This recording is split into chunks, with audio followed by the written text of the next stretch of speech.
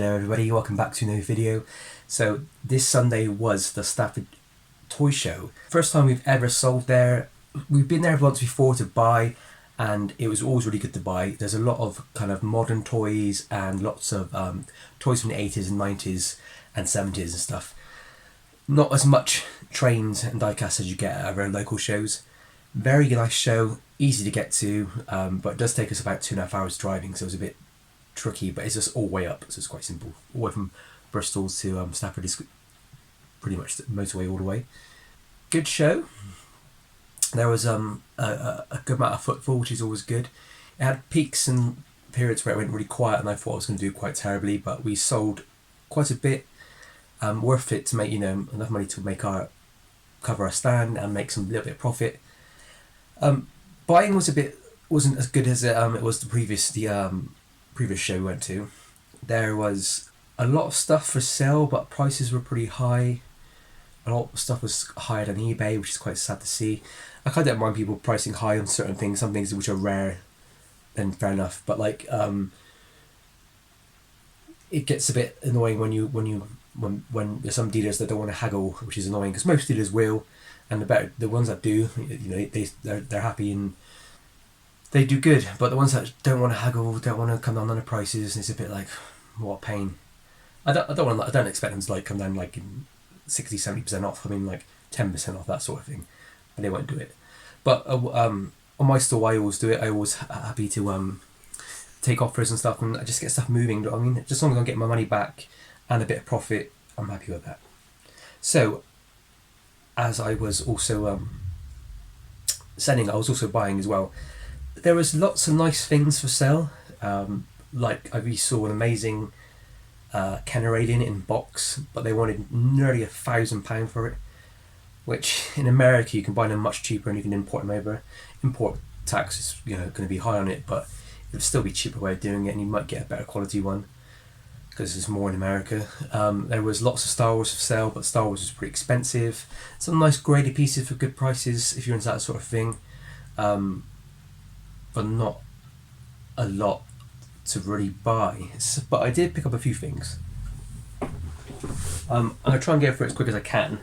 So there's a stall and they were selling just random bits really, like a lot of it was die-cast cars, some old stuff, which is quite nice stuff, bits and bobs. What they did have on it was a bag filled with modern Indiana Jones stuff, and it was £20. So this is like the machine thing that comes from the Crystal Skull film. So it's not really not really amazing film, if you will, but the toy is really cool. It's just a big digger thing. It has like these blades at the front which are in the bag. So it comes with these blades. I don't know how they fit on. I need to do a bit of research. I've had this before and it's a bit of a tricky sell because it's one of those things where nobody really wants it because it's from the bad film, if you will. So people won't really want it unless it's complete. This does appear to be complete with the blade, so that's pretty cool. I think you go on the front there. I think you somehow click onto there and go like that. But yeah. So that, and it also came with, which is really annoying, 2 Russian figures. But one of them had his hand snapped off. This one. I was like, okay, fine. It's just a spare, so you can customize it or something. As I tried to put the weapon in his hand, it snapped off as well. These are really, really stiff joints. I mean, I can't bend that arm. It's not. I don't know. I've never really played with these toys loose before. I've had them loads of times carded and boxed sets, but if you're buying these new and you want to display them, I would recommend maybe warming up a pot of water and dipping them in for a couple of seconds. They can just loosen up a bit because they just come with snapped hands, and that's not that good. But it did come with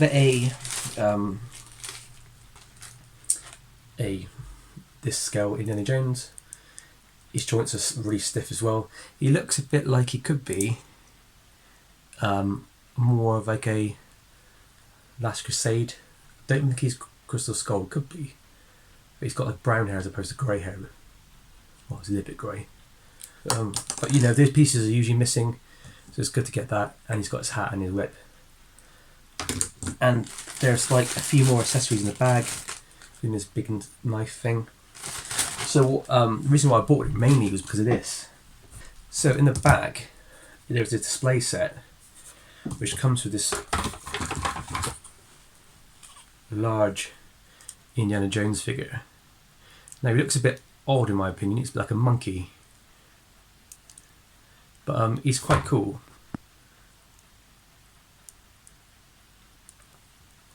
Comes with his hat. And also this little revolver. All out there was £20, so I think I paid up for a little bit on it because this online box brand new is like £50. A lot of people want them and I can't find them. I don't know if it's supposed to come with a whip. I think it does, but I just can't. It wasn't included in the lot, so which is a shame. Where's this hat gone? There it is. But I could probably get £20 for this if I put it on eBay with the stand and the weapon. So that's pretty cool. I mean, Indiana Jones stuff is going to start to go through the roof. You might have seen my last videos. I've been picking up some vintage stuff because it's probably going to be the last time we're going to be able to afford it. Because I imagine with the new film coming out, there's going to be lots of people wanting it, and all the common stuff is going to go up again in price. So if you like Indiana Jones stuff, you want to start buying it, collecting it, do what I am doing now, and just get on it. Because once it's gone, it's gone. Next thing I found, right, it's a bit random. There was a chap selling kind of everything really, kind of like cap guns and some football stuff, which is quite cool, like stuff from the 66 World Cup, like a programme and like a little banner, really cool stuff. But he also had some of these Star Wars bubble gum cards, the wrapping that goes around the cards, so the packaging. Yeah, this looks like, I'm not really sure what series this is. It says on the front of it, it says Series 1 Star Wars. But when I googled it, it must be Series 1 because it says your offer expires in 79. So it might be Series 1 then. So if that is Series 1, the blue series, there's probably some Star Wars fans that know more than me. These were 2 for a £5, so free. I think they were £3 each, 2 for a £5. So I bought bought all 4 for £10. Now, I like collecting trading cards, as you know, and you'll find out in a minute some more stuff I found. But finding these wrappers, they can go for a lot of money. I've seen lots of 60s ones from TV shows like Star Trek go for like £25, £35 upwards. Baseball ones from the 60s and 50s go for like silly money now. So I was thinking there must be some money in this. I've googled it and I've eBayed them. I looked on eBay and I can't find any listing for these wrappers. I can't find any sold, but I can find other series in the line, and they're going for like £25, £35. There's others going for like £7 or £8. So I don't know if I made a bit of a profit on these. I'm going to keep these in my collection for now. And if anybody has any more information about what these kind of things might be worth, if they are worth anything, then yeah, please hit me up, message me. I know to a lot of people, rappers and like this might be worth nothing, but to collectors like myself and other people who just love original artwork, they're just it's a a moment in time, really, isn't it? Well, the cards themselves are lovely, but this is the thing that usually doesn't exist because people throw these things away. So I'm glad I got those. Part of me thinks I should get some cards and kind of wrap them up again and like just like have them as like a display piece. But I don't know if I put like a bit of glue on the thing, it would melt the card. I don't really want to damage the cards. I picked up these for £2 off a chap who was really nice. There with his dad. I forgot his name, sorry. But these are James Bond Fundable cards. Now, I've been trying to get the Fundable series for a while, but they're really they can be really expensive. They're usually about £2, £3 a card, loose. This one up here has Bond. There is in there with M. Yeah, M here and Bond there. Yeah, not really worth mega much money, but they're quite nice condition. Centering's not bad, and the bottom one, if you can see what it is, it's a James Bond's car, and on the front of the car he's got his little briefcase with bits on it, which is really cool. And on the back they've got these cool graphics of Fundable.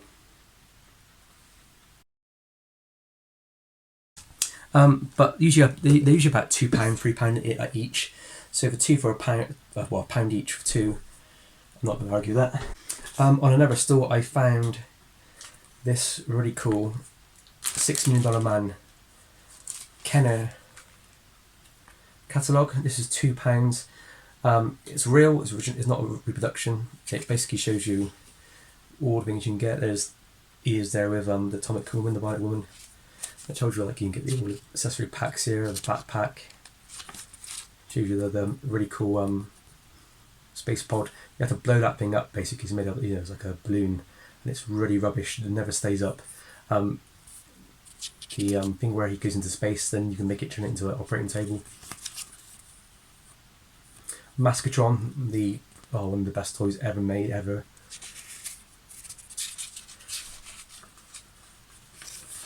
Then you got some Bionic Woman and her outfits. She's got like a tennis style outfit on the end there. And then it's quite cool. Some more Bionic Woman's beauty salon, and another one of those pop-up tents. It's a bit like a bit sexist in it, I suppose. With the man, he gets all these cool military vehicles and goes into space, whilst Jamie Summers gets a beauty salon. I think they're trying to aim at girls, aren't they? But on the back's quite cool. A movie viewer and a seer show. Slides and projector sort of thing. Very cool. I mean, £2 for this sort of thing. It's just a catalogue, but this would have gone in a most likely in the boxes with the figures. So if you're ever trying to complete a box, these are always in demand. So it's always good to try and pick these up when you see them. I'm trying to remember what stores I got what from. I believe I paid about £5 for these. These are Jurassic Park trading cards and Aliens. So Aliens came out, I think these are the ones that come with the toy line, the Kenner toy line. They got the most boring backs ever. Like they have like Gorilla Alien, Wild Boar Alien. I'm pretty sure these are the ones that come with the toys. Well, some of them are toys there, I see. Oh, there you go, there's Hicks. No, I don't think these are worth anything that much. I didn't really wasn't really interested in the alien stuff. I was interested in the Jurassic Park ones, to be honest. I believe these come with you can buy them as packets, but you can also get them as part of the actual figures themselves. Just like this. It comes sealed on the box. So the price they were, I mean, there's some like blue series. It's a really off-center cut one there. I think that makes like a set. I was happy with that. I mean, Jurassic Park stuff is just near impossible to get hold of nowadays. I've been collecting for like maybe 2 years, on and off, really buying up maybe stuff I see which is a good price, and it's getting near impossible to find stuff. It's just silly, really. I think it's the next big thing to get, basically just be sold out, just like Indiana Jones vintage line. That went up in price, and then it just dipped a bit after Crystal Skull, but now it's gone back up again. Jurassic Park figures, when I first started collecting them back in 2019, they were like £20, £25 each for a carded dinosaur, and the Raptor was about £30, and now it's £60, £70. People are asking on eBay. At shows, people are asking easily 60, 70 quid for the Raptor. The other figures, people are asking £40, £50 for them. I've been throwing mine out for about £35, £30, and they've been going straight away. Like every toy show I sell one or two. So I'm a bit like stuck now, whether I should just put prices up and then invest in things I don't have, or do I keep the prices as they are and try not to like. It's like, what do I do? I don't want to. I don't mind spending money on stuff and using the profit I make from those carded figures to buy other stuff, but it's getting to the point where I just can't. Not sure if I can justify selling the carded figures for £25, £30 anymore. I think I need to up my game really and start selling them at a higher price, which is sad because people are charging £80 for a Raptor. When the film comes out, it's going to be £100. It's going to be £120 easily. So if you see them at shows, buy them. The other figures are a bit easier to come by, but still they're going to go up, you know, they once were £25, like I said. Now they're going to be 40, 50. So maybe I should put my prices up, but I don't really want to. I don't know. I don't want to come across as greedy, really. But here's ways. Now, a bit of a random one. So I lovely chap. I bought off him before. My dad's bought off him before. He had this on his stall, which is, if anybody knows it, like, well done. It's quite a rare thing. It's basically a Action Man treasure chest, deep sea diving treasure chest, basically, and it comes with a few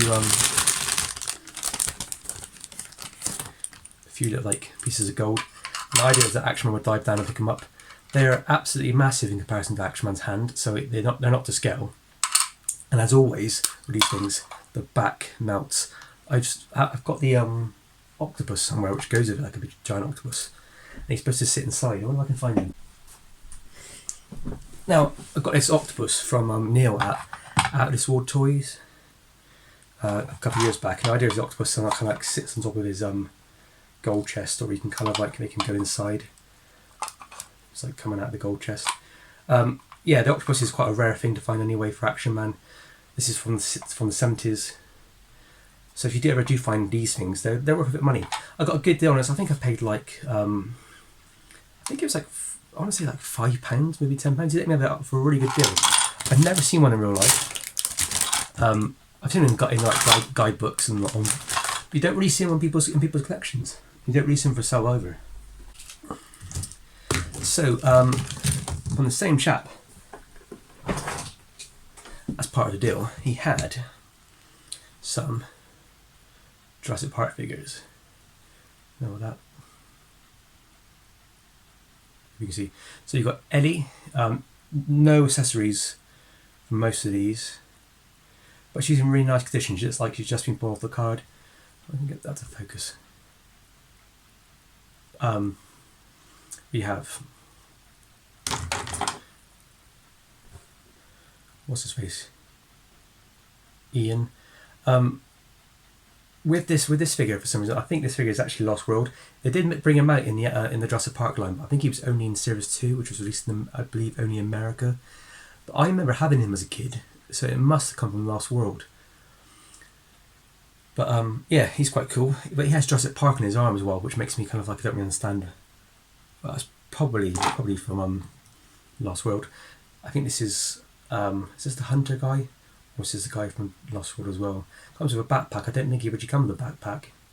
I need to have a look at my card figures. I don't look at them as much as I should. Alan Grant. And then I've never seen these character figures before. I'm not a big fan of this toy line really, but well, I kind of am. I'm starting to learn about them. I kind of liked them as a kid, but I never really had them because by this point, when I was a kid, I was born in 88, so in like 92, 93, when I first started looking at toys, this toy line was pretty much dead really. It used to be massive, and that's obviously Turtles. It's like a mighty morphing, head-changing turtle guy. Yeah, problem with these sort of things is these are kind of like morphing things is they can get really fragile, and they just like feel so floppy, and they don't really do anything. And it's kind of just annoying really, but this is Master Splinter. But yeah, he's just, what a toy is it? It's like, ew, honestly as a kid I would have been so annoyed with this. I'd have been like, just give me a normal action figure to play with. Some of these things which like, sometimes they overthink toys, I think. But yeah, I don't know how I'm going to fix that, but I'm going to try and put them together. But yeah, he comes open and he comes like a new person. And the next one is in the same line, I believe. It's April O'Neil. Now, she turns into like a cat lady, which is just a bit weird. But yeah, I think this is when a lot of toys, especially Turtles, did it a lot, where they start running out of ideas. And so like Transformer toys become the thing. I mean, you can get like a transforming Postman Pat toy nowadays.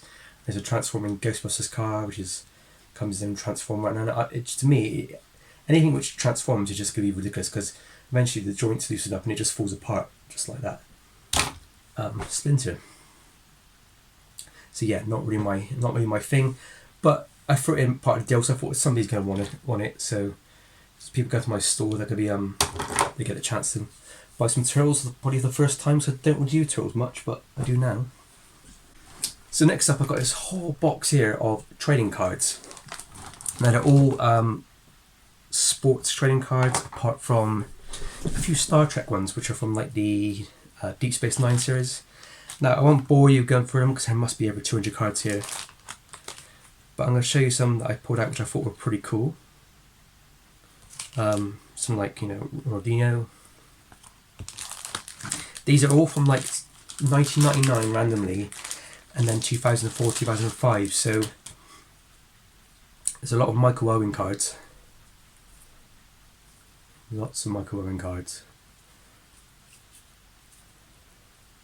I looked these up on eBay and they're not really worth that much.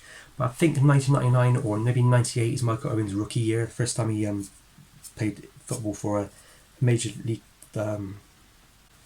team. We got like Ronaldo.